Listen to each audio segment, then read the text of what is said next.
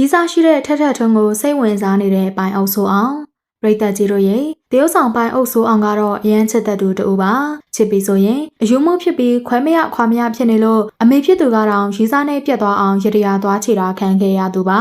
အခုဆိုရင်စွမ်းလွန်လာတဲ့ရတရားကြောင့်ရီးစားနဲ့ပြတ်သွားရုံနဲ့မကပဲရီးစားတောင်ထပ်မရတော့သူလည်းဖြစ်ပါတယ်အခုလက်တလုံးမှာတော့ဂန်နွေငတိုးရုပ်ရှင်ကားကြီးရဲ့ press show ကိုတက်ရောက်လာပြီးထထထွန်းကဖိတ်လို့သာဒူလာရတာဖြစ်ကြောင်းဆိုပါတယ်ထထထွန်းတရုတ်ပြအောင်ကနေတာနဲ့ပတ်သက်ပြီးဝေဖန်နေသူတွေကိုလည်းမထက်ကအပြင်မှာလဲအရန်ကတာကျွန်တော်တို့အပြင်မှာမိသားစုဝဲတွေဆိုရင်မထက်ကအရန်ကတာမထက်ကပြောတတ်တာပါပရိသတ်တွေထင်နေသလိုမဟုတ်ပါဘူးဆိုပြီးသူနဲ့ဘာမှမဆိုင်တဲ့ကိစ္စကိုဝင်ဖြေရှင်းပေးသွားပါသေးတယ်ဘာလို့အကာအကွယ်ပေးနေတာလဲလို့မေးချိန်မှာတော့မထက်ကသူ့အတွက်အမားတယောက်လိုဖြစ်ပြီးအမုန်းမြင့်စကားရိုက်တော့ကဆိုသူစီကပညာတွေယူခဲ့ရတာမလို့ကျေးဇူးရှိလို့ပါလို့ဆိုပါတယ်ဒါပေမဲ့လည်းဂျေဇုရှိအောင်နဲ့ဒီလောက်ထိကာကွယ်ပေးနေစရာမလိုတာမလို့ပိုင်အိုဆိုးအောင်တယောက်ထထထွန်းကိုစိတ်ဝင်စားနေတာအတိအသားကြီးဖြစ်ပါတယ်